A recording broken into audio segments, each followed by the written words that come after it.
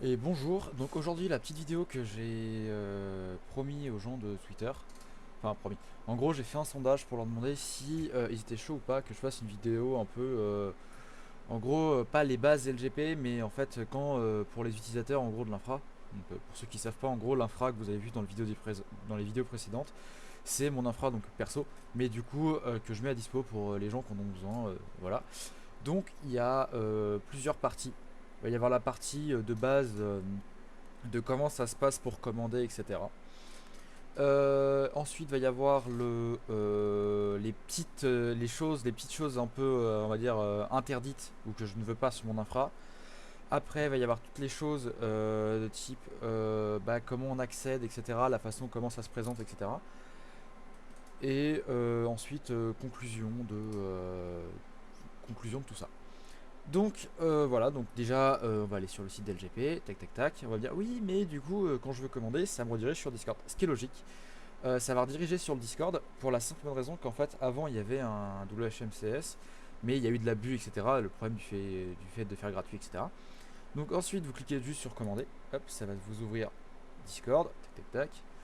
Bah, moi j'ai déjà mon Discord ce qui est logique, donc vous avez juste à faire continuer.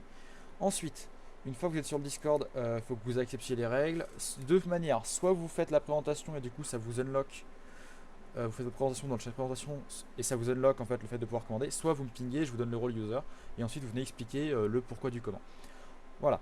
Ensuite, ça va y avoir un ticket et ensuite dans le ticket vous allez avoir un utilisateur. Vous allez avoir en fait nom d'utilisateur, mot de passe pour l'accès au panel. Donc panel que je vais vous montrer tout de suite, qui est le panel donc de l'infra, hop, donc qui est celui-ci, pve.home du coup, hop. Ah oui je peux pas, c'est normal, en gros vu que je suis en local je n'ai pas le DNS, mais du coup si je fais un hop,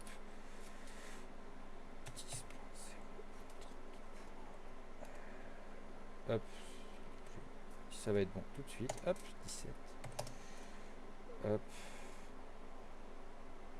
Donc voilà, donc vous allez voir toutes les specs de l'infra, etc. ici. Ensuite, vous allez avoir un utilisateur, etc. Donc vous allez avoir votre machine qui va apparaître ici sur ce panel-là. Et ensuite, donc si on sur une machine, en fait, vous allez avoir l'adresse IP. Donc vous allez avoir deux adresses IP, une V4 et une V6. Attention, la V4 n'est que locale. En fait, là, pourquoi aussi LGP, il y a quelques petits changements. Je peux pas fournir une IPv4 full stack à tout le monde, ça me coûterait bien trop cher. Donc moi j'utilise des ranges d'IPv6, donc qui fait qu'il n'y a pas besoin de faire du NAT. Enfin, je simplifie énormément, c'est pour que tout le monde puisse comprendre. Donc l'IPv6, ce qu'il faut faire avec, c'est du coup vérifier avant que chez vous vous avez de l'IPv6. Et si chez vous vous n'avez pas d'IPv6, comment on fait? Il existe un outil mis à disposition par Cloudflare, donc qui est l'URL c'est 1.1. Voilà, je vous mettrai peut-être dans la description, mais bon, c'est pas très compliqué. Et ensuite, c'est compatible sur tout, téléphone, Mac, Windows, Linux, tout. Vraiment, c'est pour ça que c'est pratique. Et en fait, ça va créer un tunnel jusqu'à chez Cloudflare et du coup, ça va vous donner une autre V4 que la vôtre. Et ça va, c'est un peu comme la fonction proxy dans les DNS. Et ça va vous donner accès à un range d'IPv6.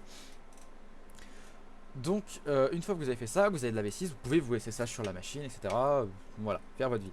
Ensuite, un autre service aussi que je peux fournir, etc. avec LGP, enfin qui est un sous-projet, je vous invite à aller voir la dernière vidéo que j'ai fait. Il y a un schéma en fin de vidéo qui explique tous les projets et l'arborescence de mes différents projets.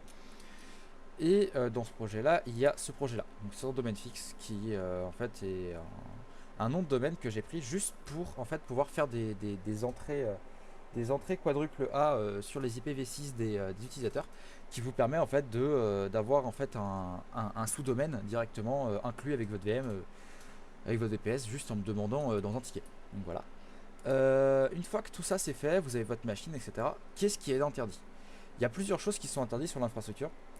Il y a des trucs qui vont, par exemple, faire du sous-hébergement. Un truc qui paraît un peu con, mais les gens qui vont prendre plusieurs machines et vouloir faire un hébergeur payant, ou même gratuit, c'est non. Si vraiment ils veulent faire du gratuit, ils renvoient leurs possibles utilisateurs vers moi, mais ils n'ont pas le droit de faire ça. Après, ils peuvent un peu gérer. Et pareil, le partage de compte est interdit. Moi, je fournis un compte à un utilisateur. Si je sais que le compte est partagé, c'est ban. Parce que c'est pour éviter que moi j'ai des tickets support en mode oui, mais Michel il a touché à ci, tout ça. Non, ça me regarde pas. Donc voilà, donc en fait, tout ce qui est interdit là, c'est que j'ai eu le cas avant. Hein. C'est comme pour l'histoire des micro-ondes où c'est marqué que c'est interdit de mettre un chien dedans. Voilà. Euh, une fois que tout ça est fait, qu'est-ce qui est interdit d'autre? Les serveurs de jeu. Parce que le serveur de jeu, en fait, c'est souvent de la merde, que ça soit en support ou etc. Tout ce qui va être minage. Et aussi, particularité, aucune machine Windows n'est autorisée. Juste parce que en fait ça consomme de la ressource pour rien et le but c'est aussi aux gens d'apprendre parce que moi avant il y a des gens qui me disaient tu peux me faire un Windows 10 avec un RDP dessus, bah ouais mais non en fait ça sert strictement à rien. Autant par exemple installer un CASM sur le VPS et utiliser un CASM en Web UI depuis n'importe où, ce qui est quand même beaucoup plus simple qu'un RDP, surtout quand il y a surtout quand les par exemple les firewalls des entreprises ou écoles etc. C'est souvent pour bypass les écoles qu'on me demande ça, je devrais pas le dire. Mais un CASM ça passe par le 443 et que voilà. Alors que le RDP 3389 par défaut, bien entendu, bah, il sera possiblement bloqué. Voilà. Qu'est-ce qui est interdit aussi? La paravirtualisation. Parce que les mecs qui veulent mettre des Proxmox dans des Proxmox, non, en fait, c'est non. Je tolère Docker parce que c'est que Docker peut faire pas mal de choses.